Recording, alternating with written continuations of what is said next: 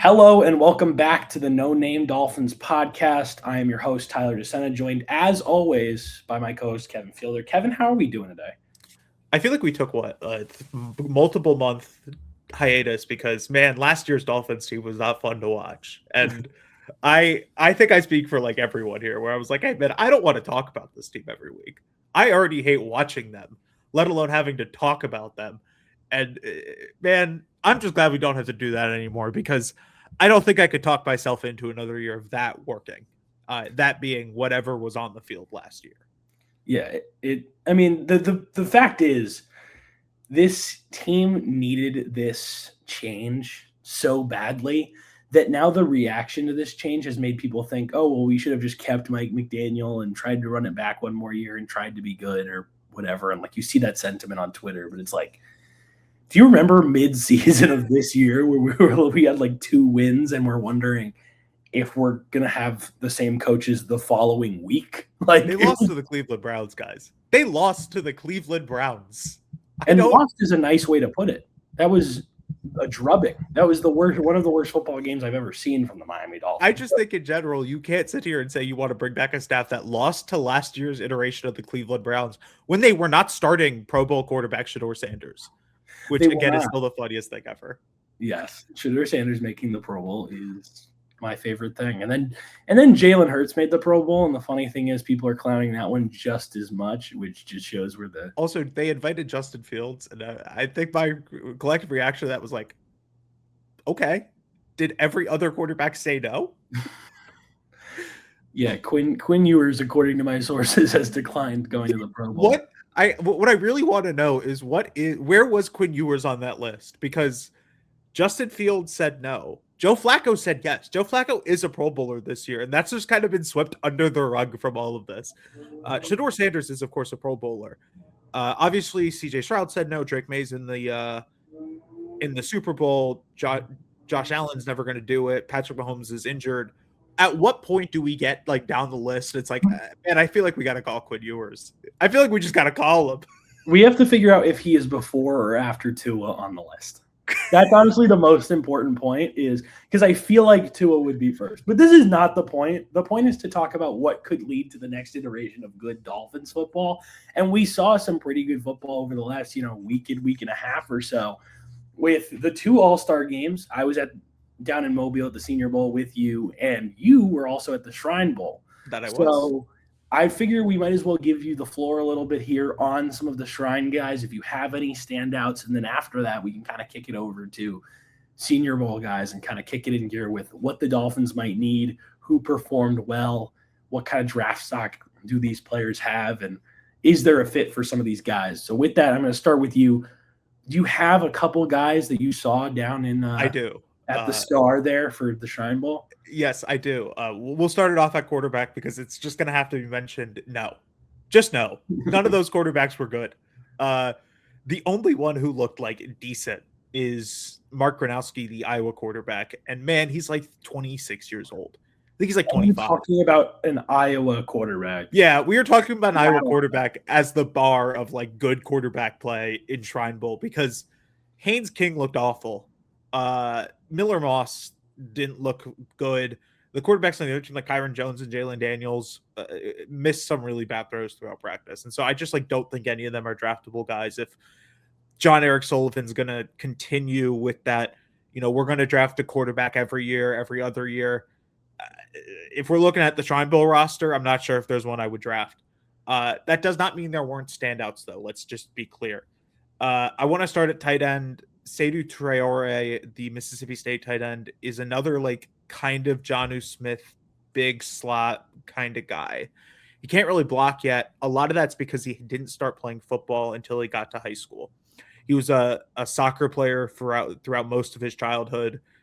Kind of just picked up football one day, moved to the States from London to go play 11-on-11 football. You can tell he's incredibly raw. But from an athletic standpoint, that is one of the best athletes at the tight end position this year. And I still think, right, the Dolphins are probably going to use an athletic move tight end to some degree, whether it's a big slot, an F, right? They're going to have someone in that Jonnu Smith, Darren Waller mold of a guy you're not asking to block, but hey, you need him to make a play through, through the air. Maybe Seydou Traore is the option to get younger there and still have a lot of what you wanted to do from that sense. Wide receiver wise, I didn't think there was anyone who really stood out above the pack. I just thought there were good football players. Guys like Colby Young, the Georgia receiver. Anthony Smith, the East Carolina receiver, was a late addition. He looked pretty good. Chase Roberts, the BYU receiver, had some good moments, but there wasn't a receiver that I watched and was like, hey, man, this is a guy who's going to come in and immediately contribute as a starting wide receiver. The closest you get to it is Iowa wide receiver. This is an Iowa podcast, clearly.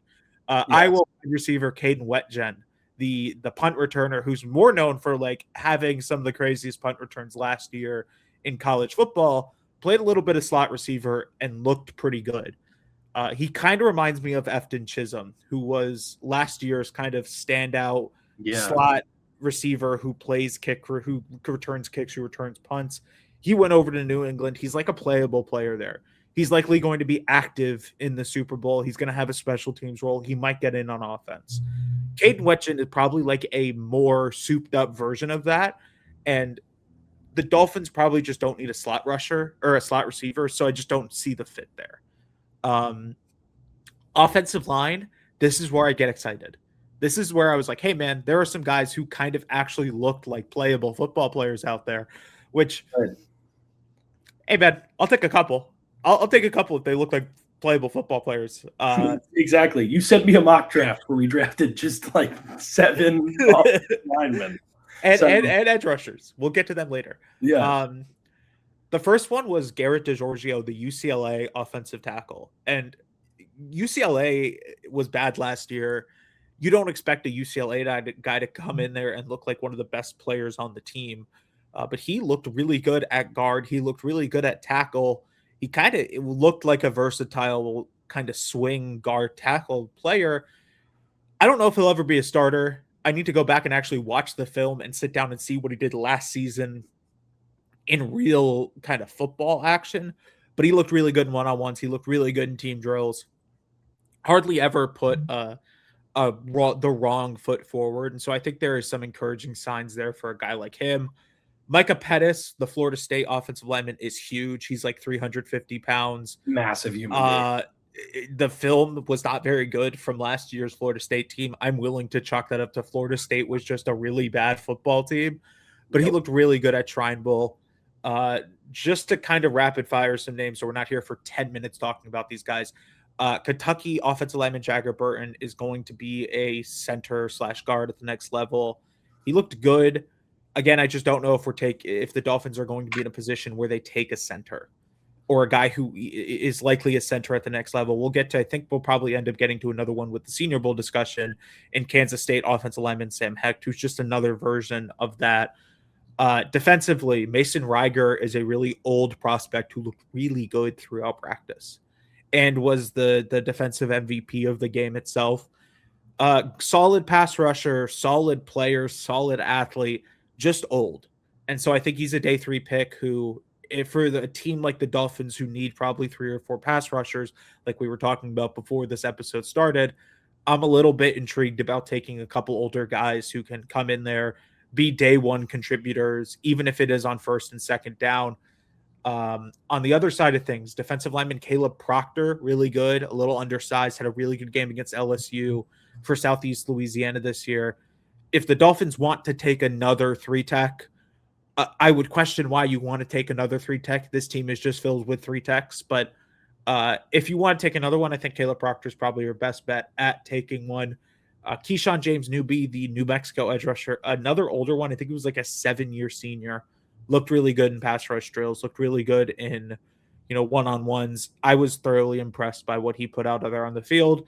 Linebacker-wise, Eric Gentry, 6'6". He looks like a basketball player out there. I'm a little bit intrigued about what a 6'6" linebacker looks like on the field. Maybe the Dolphins should be the one to experiment with that.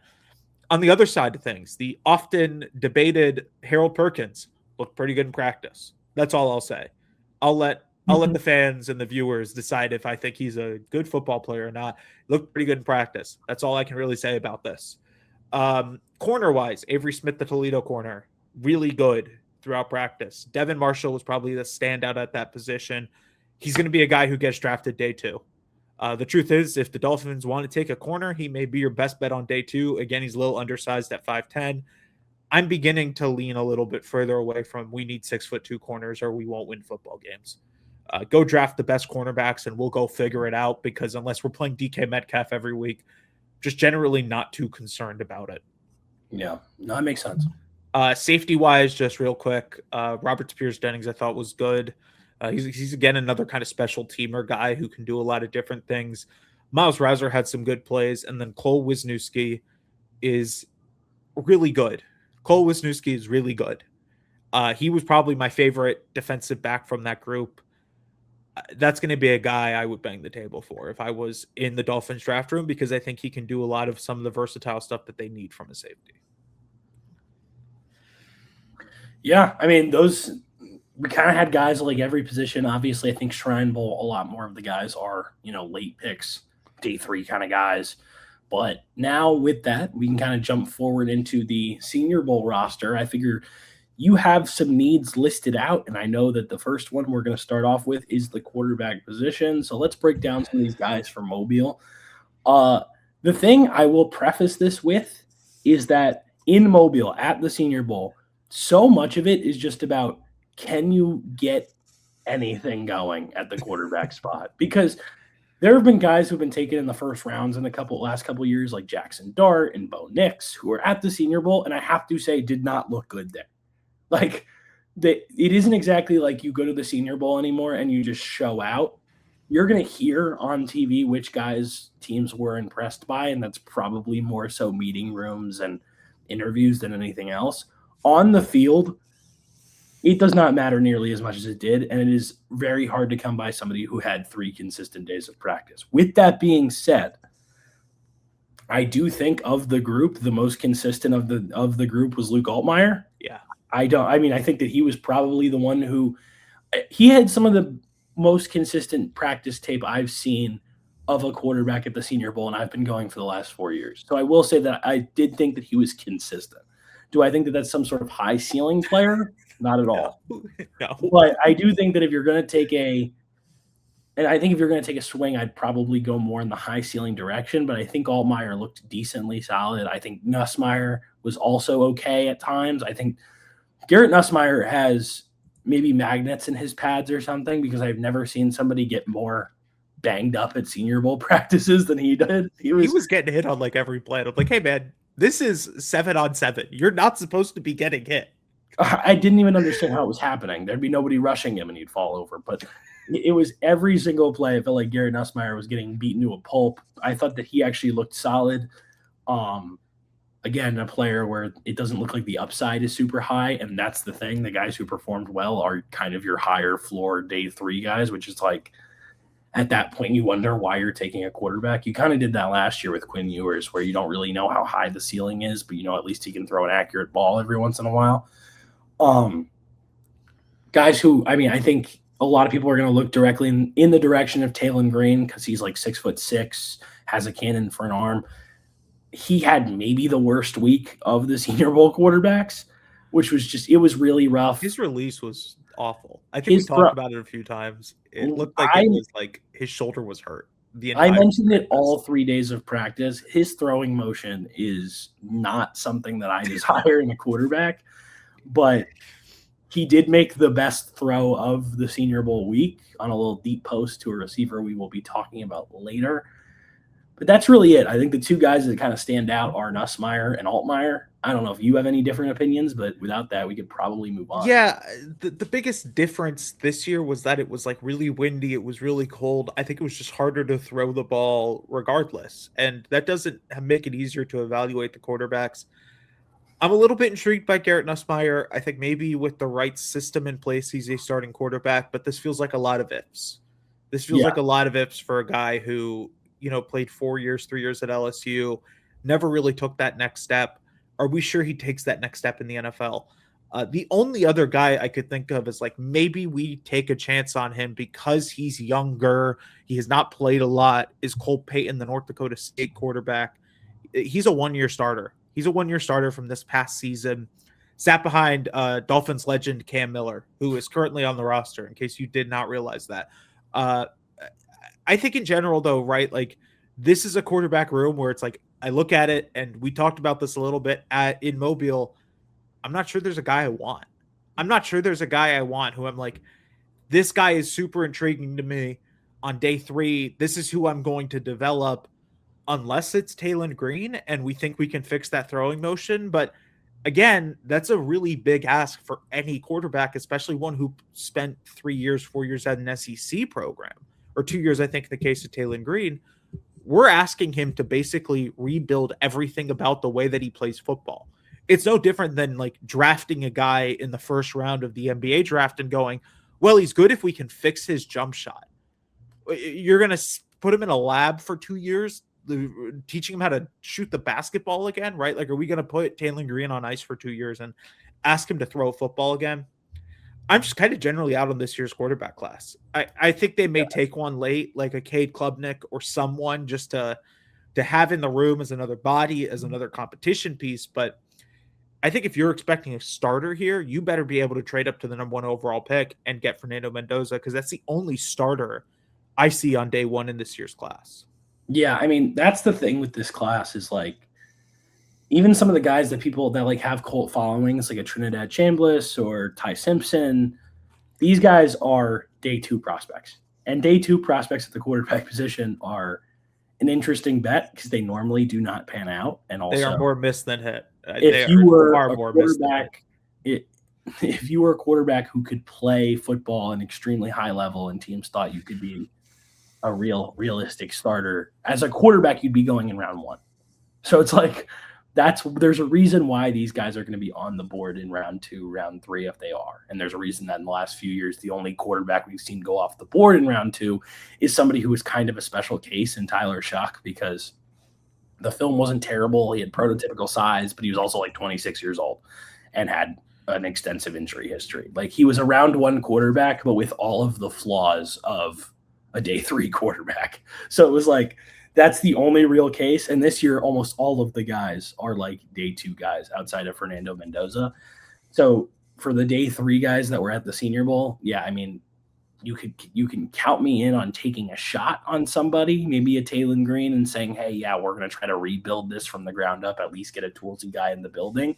And if you're really a part of that, drafting a quarterback every year, I'm not opposed to it. It's just, this is an interesting first year to start that mindset, because it did not look great. But moving on, I think we want to go into the next position here. Another one that I think had a lot more positives this week than the quarterback position did, or at least Senior Bowl week. And that is wide receiver. And I know that you have a couple guys that you're specifically wanting to talk about, so I'll let you start here. I feel like we have to start with the story of the week, and that was Division III, John Carroll, wide receiver, Tyron Montgomery, at least through the first 2 days, looking like one of the best receivers there. Yeah. And look, I'll be honest, I was the Tyron Montgomery fan heading into the week. I had watched a little bit of his film. I think I told probably you, Tyler, and a bunch of other people, hey, this guy might be something. And everyone goes, hey, man, he's a D3 receiver. Shut up. Which is, like, again, a very valid criticism for someone trying to talk to you about the D3 receiver at Senior Bowl. But he looked good. He looked really good the first 2 days. He won a lot on, like, digs and posts. And he had a really impressive rep against Colton Hood, the Tennessee cornerback, in one-on-ones. Day 3 was ugly. He had, like, 2 really bad drops. Didn't get open the same way. That's kind of balancing, right? Like, you're talking about a D3 receiver playing against D1 talent, D1 power 4 talent, guys who might go round 1. It's just a little bit of a give or take. You're going to have to take the good with the bad. He's played himself into being draftable. I wouldn't be shocked if he goes 6th round, maybe 5th round, depending on how desperate teams get on day 3. There's a lot to like there. Again, though, I think he's a slot receiver, and I just don't know if the Dolphins are taking a slot receiver. The truth is the Dolphins probably need an X receiver, and there were plenty of those, but Tyron Montgomery is probably more of like you take him, you trust the special teams work. Maybe he's your slot receiver and you get to move Jalen Waddle around a little bit more. It's just a little bit more interesting there, but I don't really fully know how that looks. In terms of X receivers, I liked Georgia State wide receiver Ted Hurst. He's going to make some really acrobatic catches at the point of attack. Fun player. Not very athletic. I think he will probably end up running like a 4.5 or something, truthfully. Like, he's just not going to be very athletic on the football field, but he knows how to get open. He knows how to use his size to his advantage. It feels like the Dolphins haven't had a receiver who knows how to use their size to their advantage since like Brandon Marshall, if we're being honest. And Yeah, that was Jarvis Landry always played above his size, but that again, he wasn't a big guy to begin with. So it's like, the last time they had a true X receiver who played up to that size, Devontae Parker for the 1 year. the one Mickey Mouse year, we were like, oh my God, we might have him. We might have it. And then, well, we didn't. Yeah, we were 4 years into Devontae Parker's career talking about this could be the year. That's probably when we should have known. But Ted Hurst, I think a guy that I was super excited about, Malachi Fields from Notre Dame, is he's a like player. 6'4" too, isn't he? He's huge. Kind of lanky. I will say that. At least on film, he looks lanky. I'd have to look back at the weight. But that is a player who has some of the small receiver skills that you're looking for in an X receiver, where he is mobile in that intermediate and short game, where he has a little bit of wiggle to him, at least enough that it'll help him box out players. I liked some of his film that I got to watching. I don't think that he's going to be, he's not a first round pick X receiver. He doesn't move like that, but he's a player that has enough route running chops. I feel like he's pretty polished, and I really like what I saw from him blocking. And like, as somebody who's been watching these 5'11" receivers at the point of attack for the last few years, it would be very nice to get somebody in Malachi Fields who not only can play the X and open up players like Jalen Waddle to move around and play the Z, play the slot, but also somebody that if you're going to run, crack, toss, you're not going to feel like you have an immediate loss. And that's like the last few years of watching the Dolphins offense with Braxton Berrios at the point of attack, having to bring back Cedric Wilson because you had nobody else who could block. And the sad thing is he did it well. The sad thing is, like, for the last 5 weeks of the year, I was sitting there going like, hey man, are we sure Cedric Wilson is not a good football player still? He's not. Just going to be honest, he's not. But Cedric Wilson, who Mike McDaniel immediately cast aside after he traded for Tyreek Hill, had to come back and block for this iteration of the Miami Dolphins. But Malachi Fields, I feel like, has pretty good ball skills. There are some concentration drop issues. He doesn't create a ton of separation, but like I said, I feel like he's technical enough that it can help him box out. And is somebody that, when the Dolphins already have a number one receiver who's not a traditional X in Jalen Waddle, I feel like Malachi Fields is quite possibly the best you can do as like a budget day 2 option opposite him, because you just need somebody who can take targets and can be a big player. And I feel like Fields is in that range.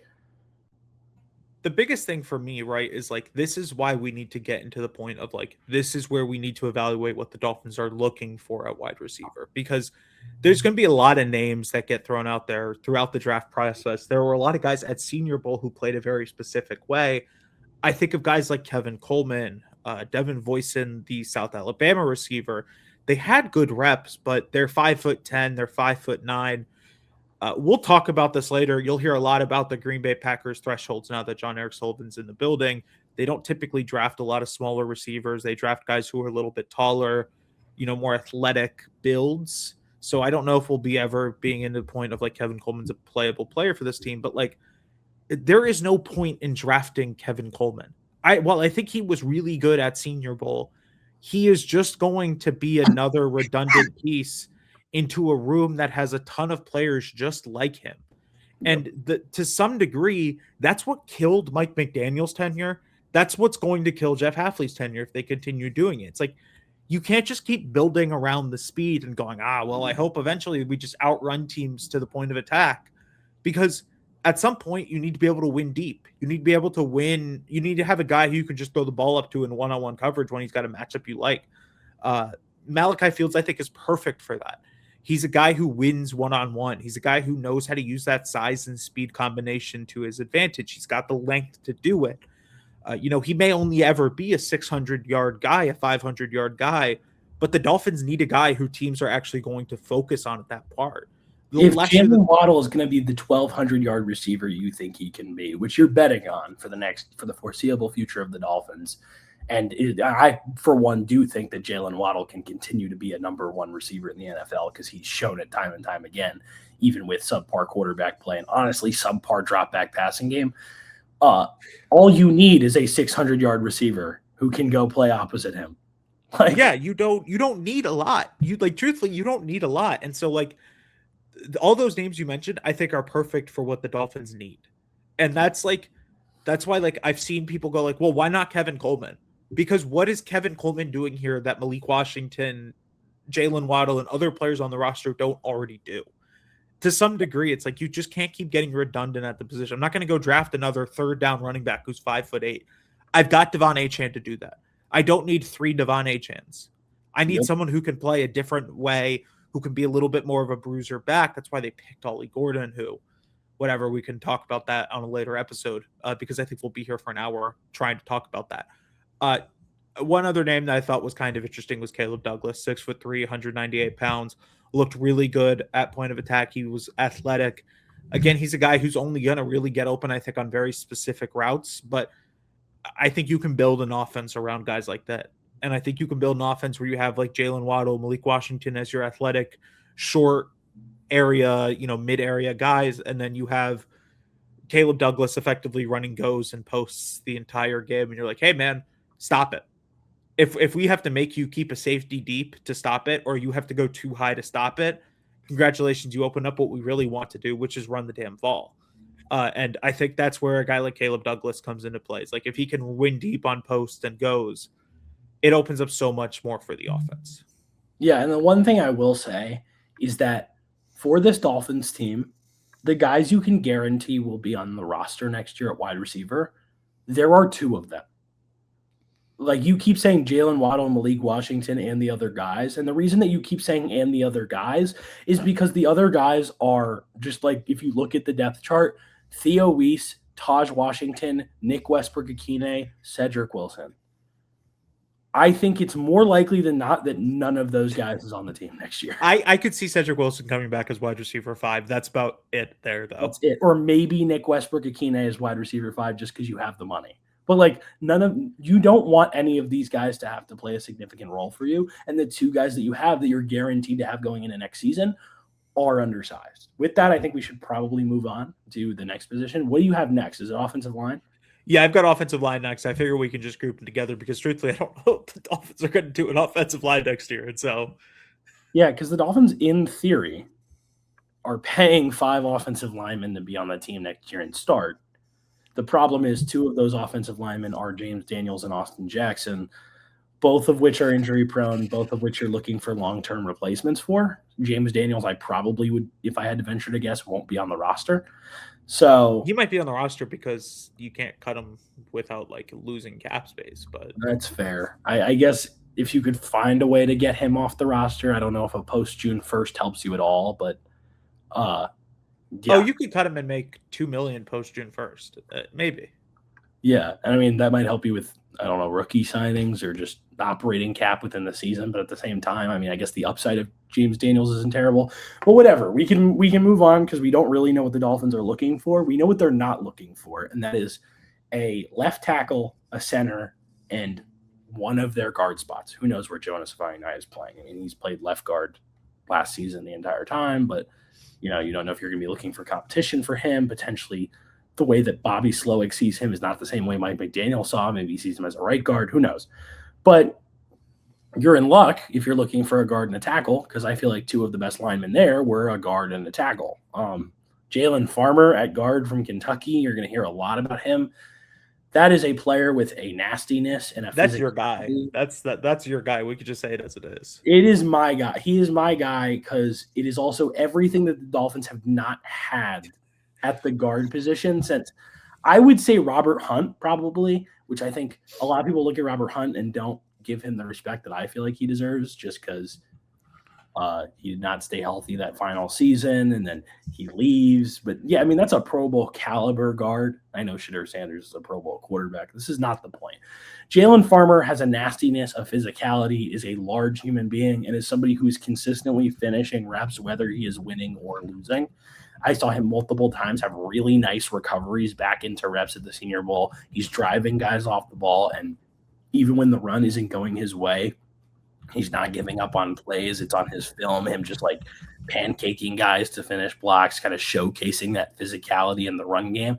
And I can't help but think for a team that hopefully their new wrinkle in their run game is going more inside zone, more duo, and just trying to move guys vertically.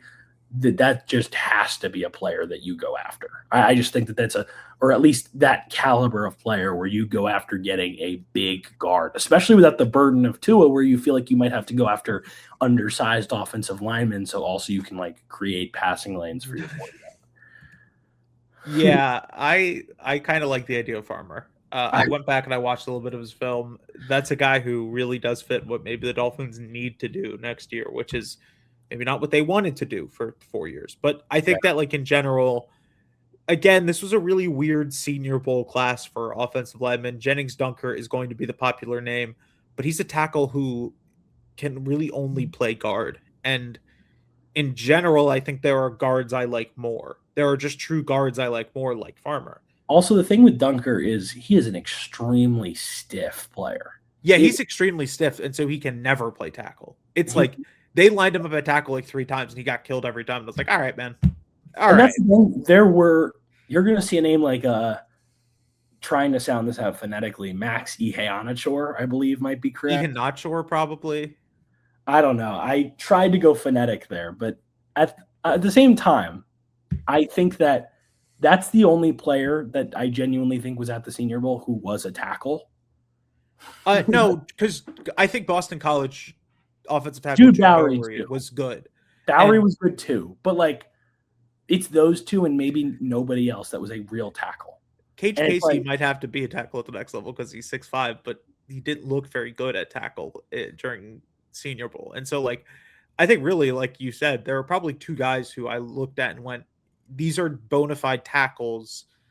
If we're looking for a developmental tackle, I think a guy like Jude Bowery is a very intriguing case. Again, obviously, he played under Hafley at Boston College. He played under Matt Applebaum at Boston College, not Austin College. I think that there are like intriguing things about him. I think he looked really good in one-on-ones. I don't know if the Dolphins are taking another developmental tackle until day 3. Is he going to be there mid-day 3? Because I don't know what this offensive tackle class does on day 2, where there's just not a lot of talent at other positions. Do we get to a part where teams are just like, hey, fuck it, man, we got to take offensive tackles just to try and develop just start the run on offensive linemen, because at least you feel like you can start building the trenches. I get where you're coming from. If you stayed this long in the video, come up with a random position for a player named Austin College and put that in the comment section and try to confuse everybody who didn't watch it. Shout out Austin College, my new favorite college. Yeah. No, just make him a prospect, a player named Austin College. But yeah, I mean, it's a really interesting spot. Like I said, there were like 2 tackles there. So like the edge rusher production was weird because it was a lot of edges winning against guys who they would not be going against in the NFL. But yeah, I mean, I thought Bowery. It's also weird because the offensive line class, sorry to cut you off, was like the 2 guys who I thought were 2 of the better ones were Sam Hecht and James Brockermeyer, the Kansas State offensive lineman, and the Miami center. They're both under 300 pounds. They're both incredibly light. Like James Brockermeyer and Hecht were both phenomenal, but every time I watched a Brockermeyer rep, I'm like, man, he has no ass. Yeah, like, and so like they can't play guard. We could just shove this out and be like, hey man, we can't play. As much as I would love to see like an Aaron Brewer, Sam Hecht offensive line in the inside, and just kind of because I want to see how that works. Not going to happen. And so I like the 2 guys who I thought were really impressive throughout the week and had some of the more consistent tape in terms of just one-on-ones. The Dolphins are not taking either of them. The Dolphins are not going to be taking another center in this class unless it's like 7th round developmental center and you just want another Andrew Meyer on the roster. But yeah, or other than that, you think can play guard at a bigger size. Like, yeah, you're not taking a Sam Hecht because he's only ever playing center for you.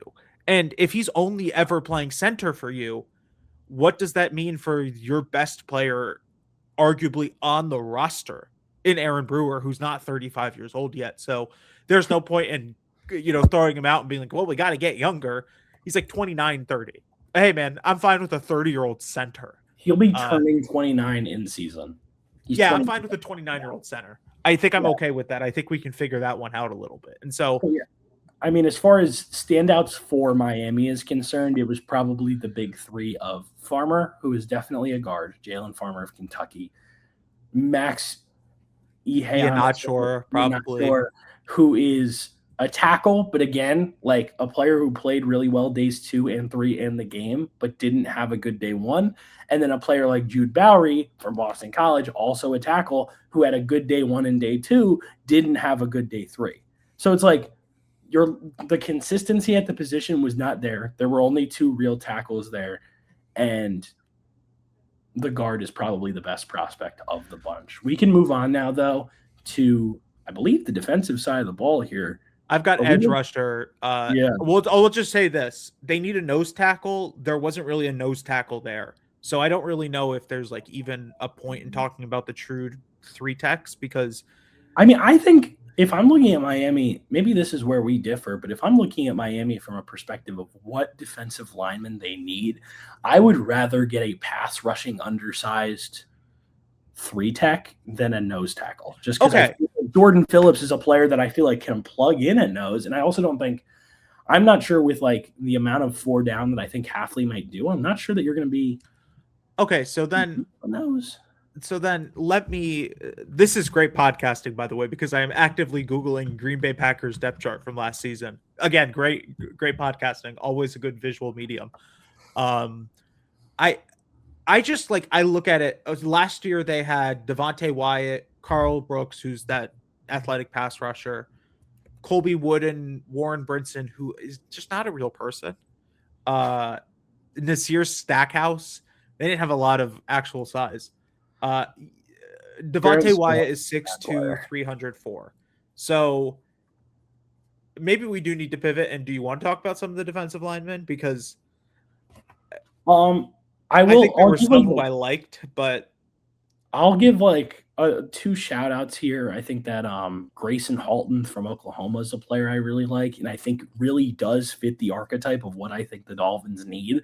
I don't think that he'll be a very great run stopper at the next level. He's an undersized player, but man, the pass rush bag is deep. And when you were sitting there last year watching, largely a team that was gap control oriented, but also wasn't really letting their defensive linemen go to work. So a lot of times you were just seeing bull rushes out of Miami's defensive tackles. Getting somebody who multiple times put the spin cycle on somebody and it worked in Grayson Halton is a player that I think would be a much welcomed addition, especially in like a day 3 where I feel like that's a plug and play pass rush player. And then Zane Durant from Penn State, I feel like he was really good. I feel like he's in a similar boat too, where the pass rush bag just looks deep. He's quick off the line of scrimmage. Again, another undersized player. But with the team that's going to be rocking Kenneth Grant, Jordan Phillips, Zach Sealer, Zeke Biggers, like I don't think you need more width at the defensive tackle position. Only one from Senior Bowl who I would say was kind of intriguing as like a bigger guy was Tim Keenan, the Alabama defensive tackle.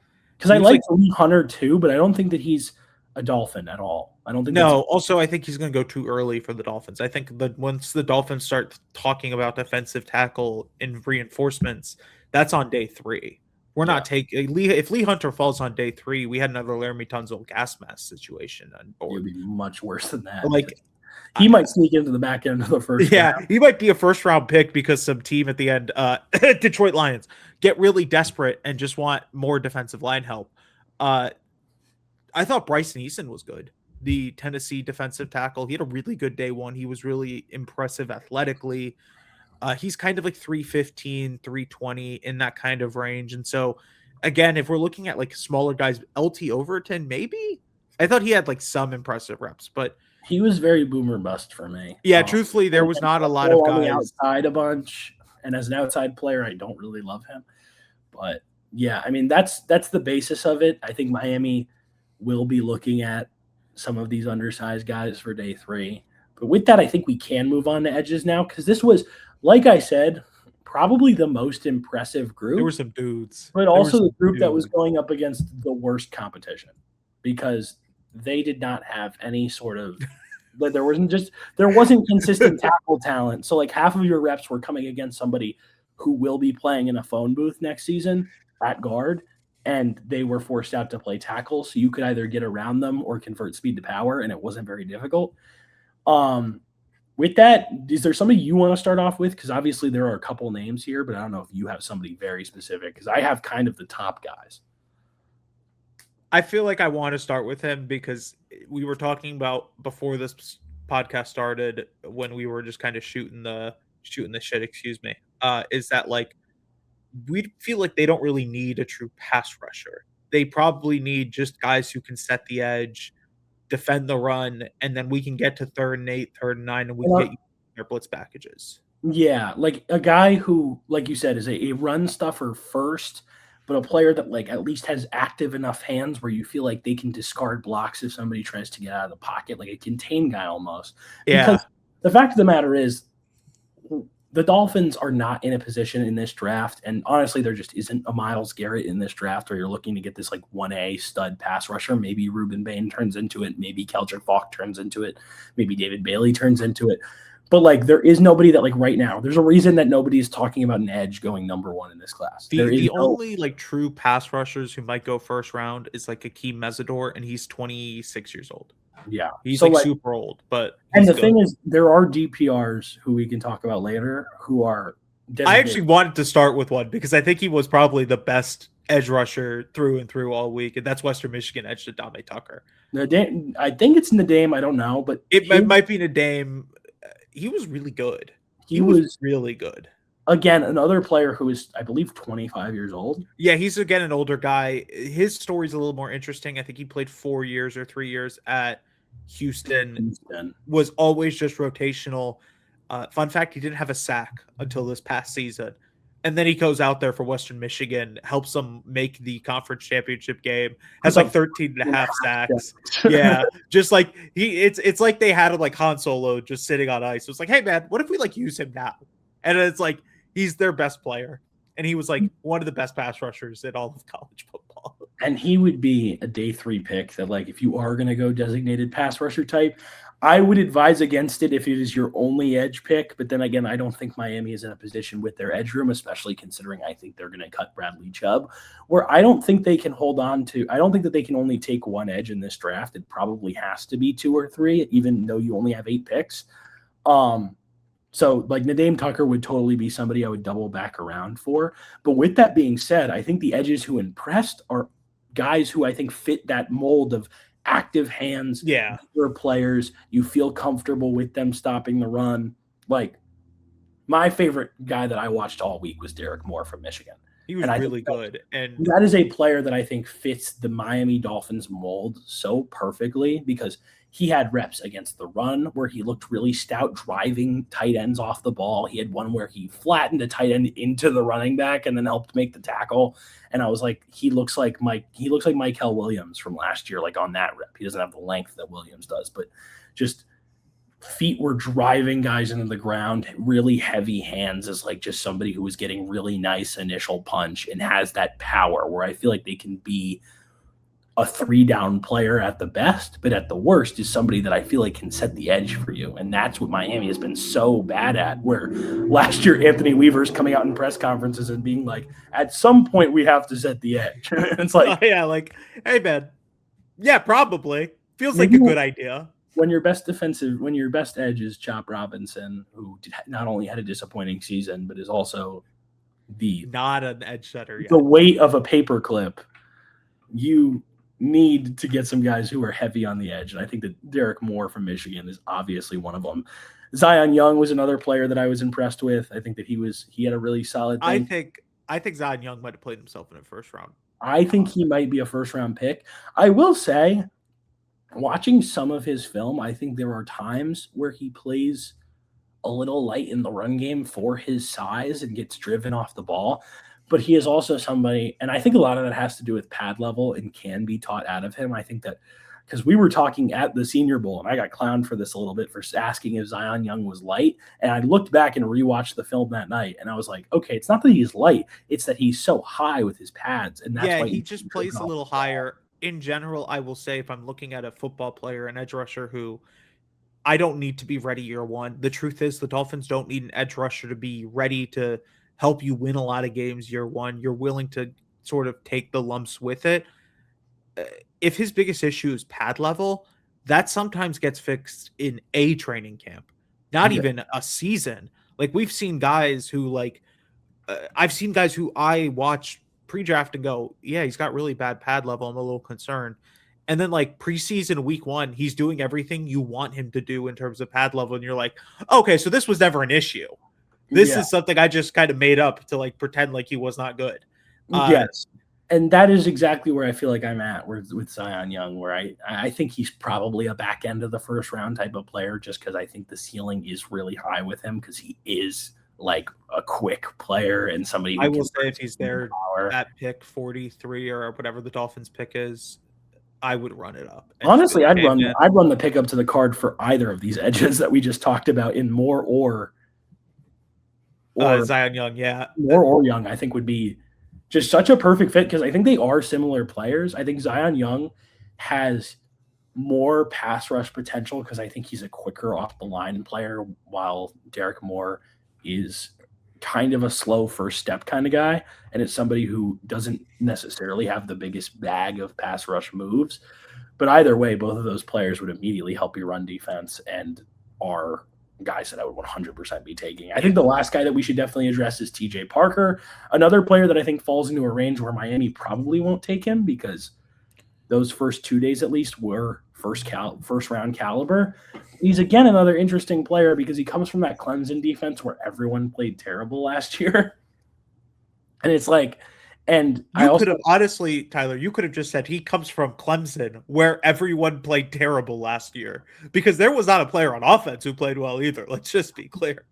Yes. And the Clemson guys, yeah, it's a very interesting thing there. And also the thing with Parker that confuses me is they lined him up inside a lot at Clemson, and that's where I feel like his versatility would be fun, but also at the same time, he didn't perform at a high level there.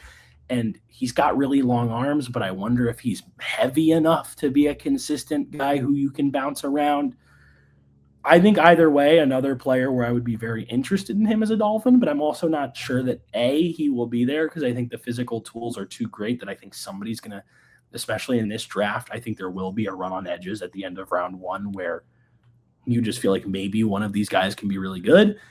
And also, I don't know exactly what his role would be. I have a question. Let's say hypothetically, because I don't think this is outside the realm of possibility given where the Dolphins are and just kind of this draft in general. Let's say a team gets really desperate for Ty Simpson end of first round and says they want to trade up. The Pittsburgh Steelers, because I feel like the Pittsburgh Steelers are just going to be the team to do that kind of stuff. Yeah. Where is the range where we start talking about TJ Parker or Zion Young as viable picks in round 1? Is there? I mean, anything past 20, I feel like Steelers pick at 21. Let's say they do a trade. It's not anything massive. You don't get like a future first round pick. Let's say you get a couple day 2 picks in this year's draft, next year's draft. Whatever the case may be, the value doesn't really matter for this thought experiment. Let's say the Steelers trade up from 21 to 11. You are now picking at 21, and the Dolphins pick Zion Young. Are you upset with the pick? Not at all, especially in this draft class. I think the best case scenario with where the depth is in this draft class is to accumulate as many of those like 20 to 90 range picks as you can, just because the Dolphins are at a spot where number 11 is potentially where the end of their first round board might be. Yeah, there's like one guy I've looked through this board, and there's like one guy I really like at 11, and that's Tennessee corner Jamon McCoy, who didn't participate in any of the bowl games because he was hurt for all of last year. Yeah, but he was a guy who's like probably a top 5 talent if he didn't get hurt, and so that's kind of like, hey man, you take advantage of the injury, you get to pick him at 11. You look like bandits, if he develops into what he can be. But the truth is, right, like people are calling this draft class bad. I don't think this draft class is bad. I just don't think it's top heavy. I think there are a lot of guys. I think it sets up for an incredible Dolphins day 2 where they can. Yeah, I look at like day 2 of this draft and even heading into day 3, and there are players I really like. There are players that we'll talk about at corner who I think are like viable options on day 2, who are like starting caliber players on day 2. We talked about Derek Moore, who's probably not going to be a first round pick, but I thought he was really good, really athletic. It kind of did a lot of the things you want him to do in terms of like improving his stock. if he's a day 3 pick or a day 2 pick, he's not going to be a day 3 pick, unfortunately. If he's a day 2 pick, that doesn't get the same flash as like the year of like next year. We may have like 10 guys in the top 10 who are like really good football players. But this is a class where I just feel like if you're the Dolphins, if you're some of these other teams where it's like, we may not be really good next year. I hate to go quantity. Yeah, I hate to do the thing where it's like they're not going to be good because I hate speaking in absolutes. I think we've proven in football over the last few years that like you can be a team that people expect to be bad and just catch lightning in a bottle and have enough consistency throughout the year to become good. But if I'm the Dolphins and I'm in that kind of position where maybe I'm not good next year, I just want guys. I want young guys who are willing to take their lumps together. We have a lot of guys who may not be ready year 1, but maybe year 2 is where they're really kind of hitting their stride because we gave them that year 1 runway to begin to accelerate into being consistent football players. And I think that's where, honestly, like the cornerback room this year at Senior Bowl, to kind of shift over the discussion, there aren't a lot of guys from Senior Bowl who I think are round 1 talents. But round 2, round 3, man, there are guys who I sit there and I go, I'm a little intrigued. I think you've piqued my interest a little bit. And that's where it is on most of this draft. And it's like, that's where the thing is, Miami already has, I believe, 4 day 2 picks, 1, 2, and 3 threes. And I think in an ideal world, Miami picks up 1 or 2 more picks in the rounds 2 to 4 range. I think that the problem is, I think every team is thinking this because a lot of teams are looking to trade down. Luckily, I think Miami is in a position where maybe a team has their last round 1 grade on a guy and they can go shoot up to try to get him or something, or a quarterback, or it's an interesting spot. But yeah, I mean, I think when you were talking about Zion Young, if they took him at 21, I'm not complaining in the slightest because, like I said, you just need swings of the bat right now. Like, not only because you might not be a great team next year, but because this is what has plagued you for so long is the fact that you don't have depth. Like, yeah, you never committed to building through the draft. And now you are, at a point where Matthew Judon is a guy you have to pick up right before the season starts because you don't have edge rusher depth at all. Yeah. And it's like, we can't go back to that. The entire point of like why the Dolphins fired Chris Greer and Mike McDaniel and effectively reset the way that they did everything and bringing in like a dedicated cap guy and doing this, that, the other thing is so that they don't get back to that part. They don't get back to trading a bunch of draft picks for Tyreek Hill, Bradley Chubb, and then you have picks or drafts where you have 4 picks and your first one's in round 3. You can't do that stuff and then be mad when you don't have depth because depth is acquired. It's not just kind of like pulled out of thin air. To some degree, you got to develop depth. And if the point is that we're not trying to get back to that spot, which truthfully, I really hope not, these are guys who like, hey man, they may be 3rd corners, 4th corners on the depth chart, but you're 1 injury away from that guy being a starter the entire year. We saw that this year. Like, I don't want to be back in a situation where I'm hoping that Carnell Armstrong is like a good football player because we don't have anyone else. The Cornell Armstrong thing felt like a prank when it came in for the first time. But yeah, I mean, I think we can move on to like specific corners. The first one, I need to look up his name because honestly, I forgot it. But the USC or UNC corner, Thaddeus Dixon, is a player that I'm like intrigued by. I need to figure out his height and weight because he looked lanky. Senior Bowl has him at 6 foot 194. Which, I mean, I don't know if that's an exact. I mean, I think 6 foot and over is like the threshold for like a Green Bay Packer, corner. But like, I could look that up later. But like, yeah, in general, he's a player who is lanky. The arms look pretty long, and I like his ability to play like a transition type of role where he can play some off coverage and then also get downhill because he did a great job of it in Mobile. And I don't know exactly what we're going to be looking for because obviously you're going to be trying to adapt scheme to players, but I thought he looked solid. I thought Prysock looked solid. There were a couple others. Do you have any specific corners? Because honestly, the wide receiver DB one-on-ones were probably my worst point of evaluation because I was so stuck in the trenches watching Farmer maul people. I thought Chris Johnson had good moments. He's a zone cornerback though, and zone cornerbacks are almost never going to succeed in an event like this. Yeah. The truth of it is, right, like everyone's trying to evaluate why he didn't look good. I can tell you why he didn't look good. He didn't look good because we're asking a zone cornerback to cover man-on-man go routes. Like against fast receivers, too. Yeah, against athletic receivers demons who know what they're going to run. You can't be mad when the guy gets beat. That's why it happens. Georgia corner Dalen Everett, really good. I like it a lot. I thought he did a lot of really impressive things throughout the week. I was really impressed with the way he played. He's another corner who's above that 6-foot threshold. I don't think he's as lengthy as like Thaddeus Dixon is, but he has some of the coverage ability things. And he's kind of got that like bulldog mentality that I love. Yes.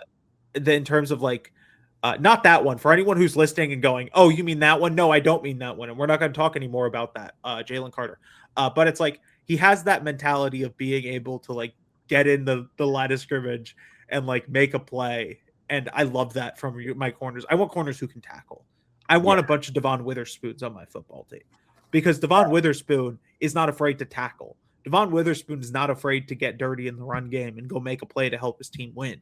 I don't want corners who are just going to go cover 10 yards down the field because truth is, right, like you're going to have safety help most of the time. You're not playing a lot of cover 1. You're not playing a lot of cover 0. You're going to have help over the top. And so when you have help over the top, I don't need my corners to be able to go down the field and go make a play 50 yards down the field.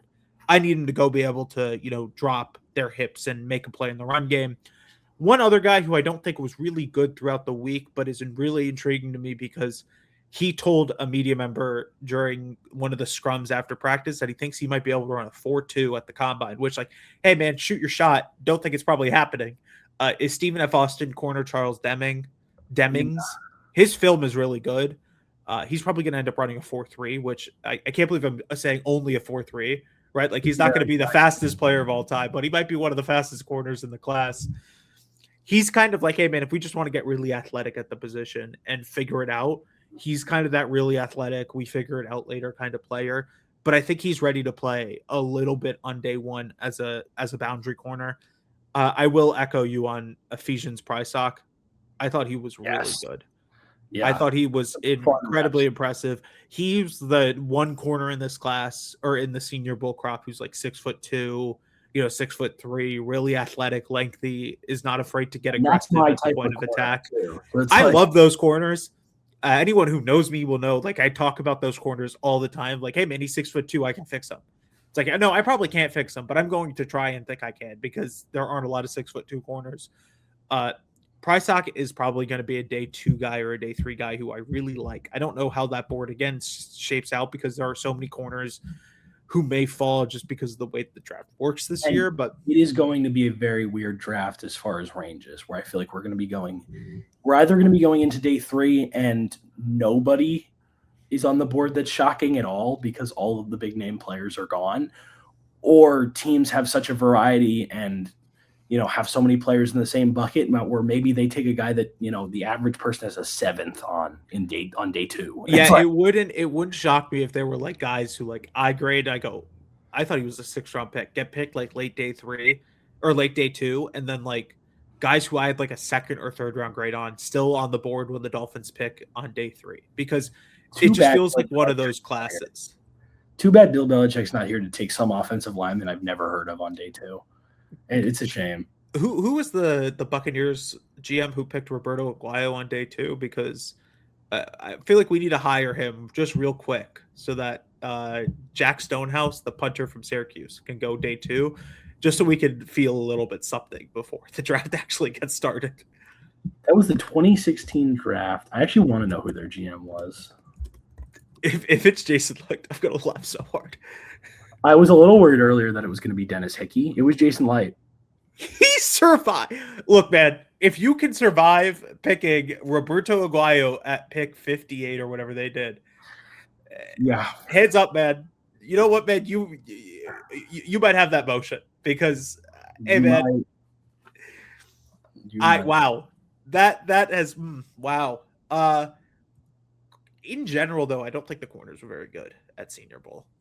The receivers kind of got their number most. But that's also just like how the Senior Bowl works. Yeah, like again, the last time I saw a really good corner in Mobile was probably Quinyon Mitchell, and like mean, to be fair, he's one of the best corners in football now. So it's like, yeah, like it feels like if you are really good consistently throughout the week, you're just a dude. Like Quinyon Mitchell was really good. We all sat there and went, why is this guy like not a guaranteed first round pick? Because at the time he was like, he might go second round.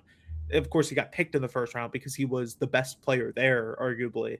Like, just truthfully, there aren't a lot of corners who I'm like, oh my God, like I want to fall head over heels for you. Except Charles Demings, Dalen Everett, and Ephesians Prysock, because I think all of them are intriguing players and picks on day 2 when the Dolphins are probably looking at corner if they don't take one early.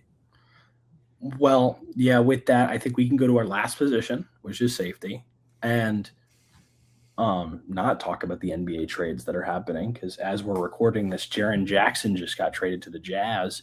But as for safeties, I have 2 words for you: Bud Clark. It is that simple to me. Bud Clark looked rangy. TCU safety looked rangy, got downhill. His coverage skills one-on-one looked really solid, which as a safety, it's, I think it's more and more rare now that you see a lot of these guys look great in those reps, and he looked phenomenal. He's just the kind of player that I feel like you'd be looking for in a Jeff Hafley defense, where you need those safeties to be rangy, and you watch guys like Xavier McKinney and Evan Williams, and just the amount of range that they have and being able to flip your coverages and invert and all these different things. I think Bud Clark was phenomenal, and as a player I would 100% be looking at. I don't know if you have any other safeties, but I mean, I think that was the immediate guy who stood out. Bud Clark is a very intriguing one because he doesn't fit any of the Green Bay Packers thresholds. No. But he is also a guy who like just kind of feels like a good football player. And his issue again is his age. He's a little bit older. I think he's 24. Though if you Google Bud Clark age, you get a guy who's 90 years old and dead. So let's hope that's not the guy. Yeah, maybe the Dolphins will be picking the 90-year-old, and we'll all wonder why they did it. I really want to know how that press conference would work if they picked him. But the only other corner who I thought was really good consistently throughout the week was Kansas State corner VJ Payne. He's a very long, lengthy safety overhang type of player, but he did a lot of really good things throughout practice. And I think if we're looking to kind of get I hate using this term for every player who plays the overhang, if you're looking for your Kyle Hamilton, he might be your Kyle Hamilton. He's not Kyle Hamilton. He's not going to be anywhere close to Kyle Hamilton, but he could play a very similar role in the sense of he kind of plays a little bit closer to the box. He's not as much of a deep safety. He's an extra body in the run game when you need to go one high, like that kind of versatile safety. I think that's a place where VJ Payne really comes into play. And he was a guy who never really put it all together at K-State. Truthfully, I think some of that's probably defensive, schematic stuff. They played a lot of 3-3-5, 3 safeties. Some of that is probably just development, right? No one's path in college is linear. I thought he was incredibly good at senior. I think he looked like he belonged. He looked like he did a lot of the stuff that you really want. And, this wasn't a running back room that was going to give you a lot of troubles. This wasn't a tight end room who had just a lot of legit day 1 guys or early day 2 guys outside of maybe Tanner Colziel, the Houston tight end, who is just good.